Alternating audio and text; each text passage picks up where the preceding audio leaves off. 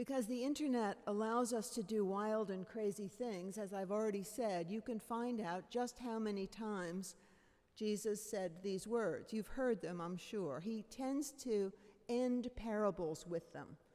And he's kind of pugnacious, isn't he? Let those who have eyes see. Let those who have ears hear.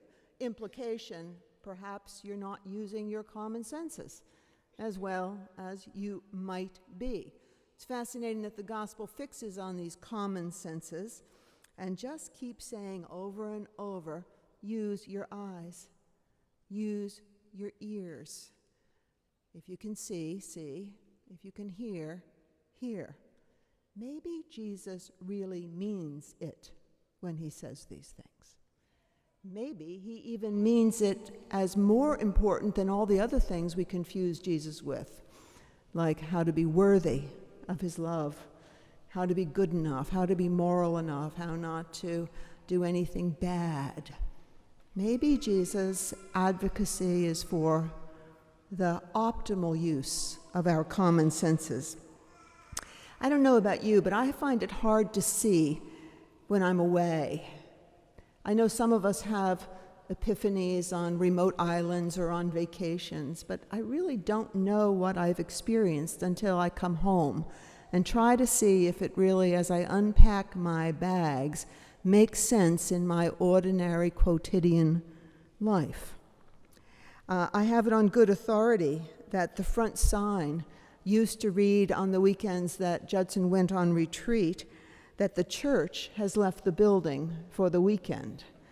And all that happened then when the church comes back on retreat had to be tested and tried at home, right? We do pretty well on the retreat. Who wouldn't? 3 meals a day cooked and a beautiful lake to swim in. It's when you come home that you realize the meaning of what your eyes have seen and your ears heard. So I want to say some things about these homes where things become realized for us. Homes are not just buildings, although they are buildings. And homes are not just real estate or rent, although they do involve real estate and rent. Homes are really the places where our spirits see and hear, and not just minute by minute, not just in the present, but as Tony Judd was saying, all the way back. When you're terribly ill, you can find a way to tour your home all the way forward. Lincoln's home right now, he doesn't really know it, but he knows it. And if he didn't have it, he'd know it even more. So I want to say some things about Judson, this place that we call our spiritual home. You know, we say to the kids on Agape Sunday, get out of here, go to the four corners of the earth, and always know that this is one of your spiritual homes. And I think most of us think that this is one of our spiritual homes. It's a physical home, of course, but it's also a place where other people look at us and see us. So I had an amazing visitor about 2 months ago, and I haven't been able to get him out of my head. He's actually an old friend of mine who became a very successful entrepreneur. He is the kind of bossy pants who loves to tell you exactly how you ought to be doing everything. And so I gave him a very proud tour of Judson Memorial Church. Well, may I say it did not go well. What he saw and heard is so different from what I see and hear that it's worlds apart. He just couldn't stop giving advice, and so because I have ears, I heard him out. And by the way, be very careful of ever sentimentalizing Jesus. When he says, ears hear, eyes see, he doesn't mean, oh, get on the rose-colored glasses. He may be telling you you might want to see or hear something that your conscious mind, your rational mind didn't want to hear. So, first of all, my obnoxious friend pontificated, you've got to do something about your entryway. It's just too dark and too foreboding. Nobody will ever come to Judson Memorial Church. Thank you for coming today. It looks like you really don't want people to come in. The side entrance is likewise terrifying.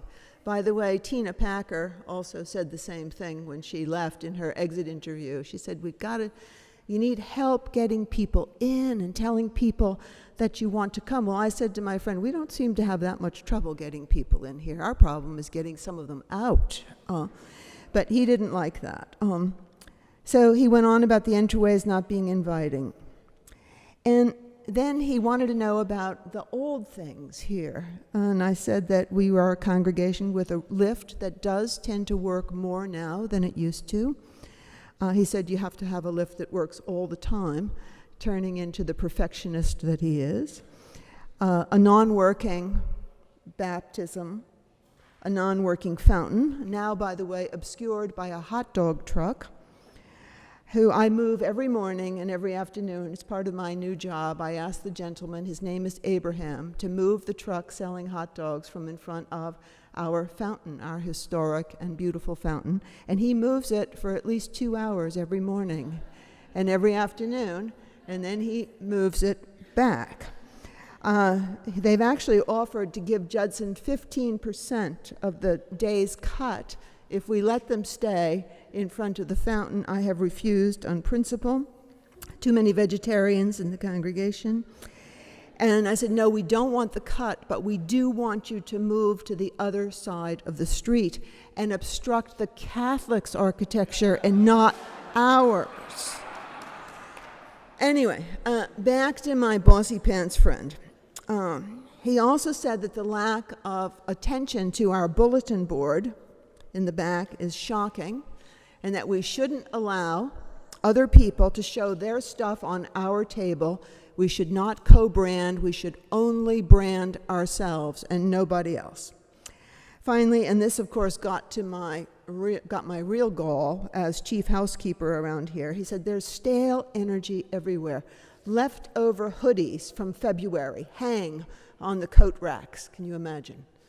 The flowers from the wedding are gone, finally. There is food in the refrigerators. I don't know how he knew about the food. He could just tell about the food in the refrigerators. And by the way, I clean the refrigerators every Friday, every single Friday. Anyway, I could go on telling you what Bossy Pants sees and hears about Judson. And I'm going to tell you instead what I see and hear. He also had some very negative comments about how cold it is in here. Because he said, you're a high-powered, moralistic church, and you waste energy. Can you imagine that? So I really adored his moralism on behalf of my moralism. Anyway, I see something quite different. I do see all of those things. I think they have some truth to them, but I think they go to the heart of who we are, the very conflicts that we have. Should we cross-brand or solo-brand? What a concept. It goes to the heart of whether we're here for ourselves or for others. So I discovered something else while talking with him. He wanted to know all about the windows and who they were dedicated to. And so I found out. And it is really a tremendously interesting cross-branding question.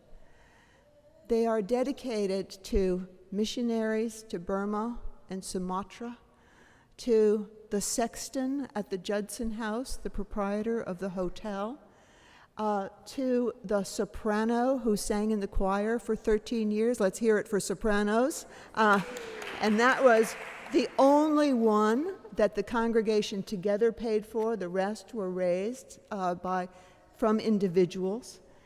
Imagine that even then they loved their sopranos as much as we do. I'm going to put the whole list up on the site and not take time for it now. But we had a problem honoring rich people for a long time around here.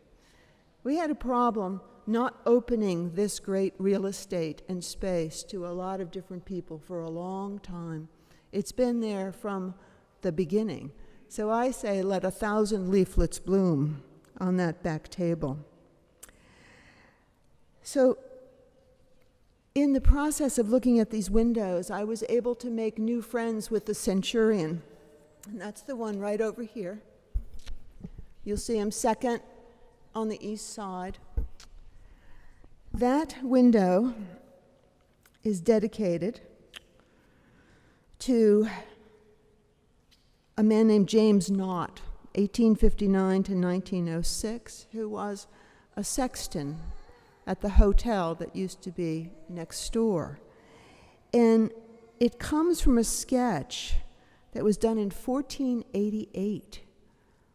Imagine that in our home there's something going that far back, but listen to the story of the centurion. This is the important part, what it memorializes. The story of the centurion is this. He goes to Jesus and says, "My servant is very, very sick.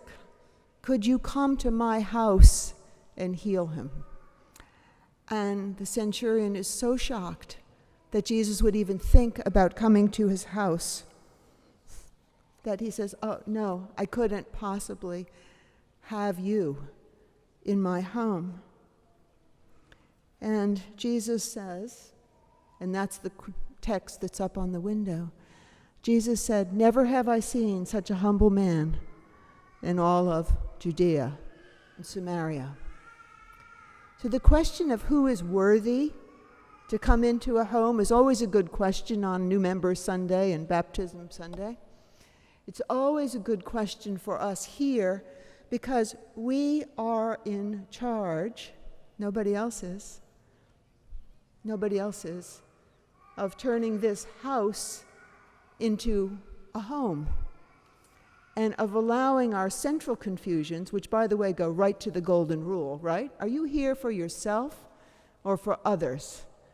We've been answering that we're here for ourselves and for others, both and, for a long time.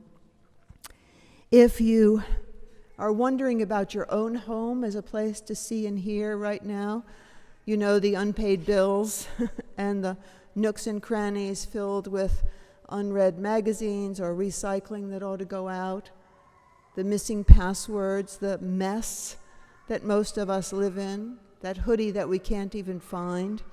If you're thinking about seeing and hearing either in this home or in your own home, I suggest an acquaintance with the centurion.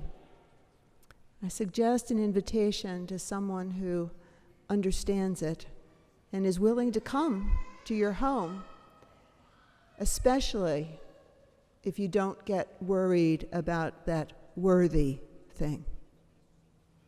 Jesus didn't ask us to be worthy of his visit to our homes. He asked us to see and to hear. Amen.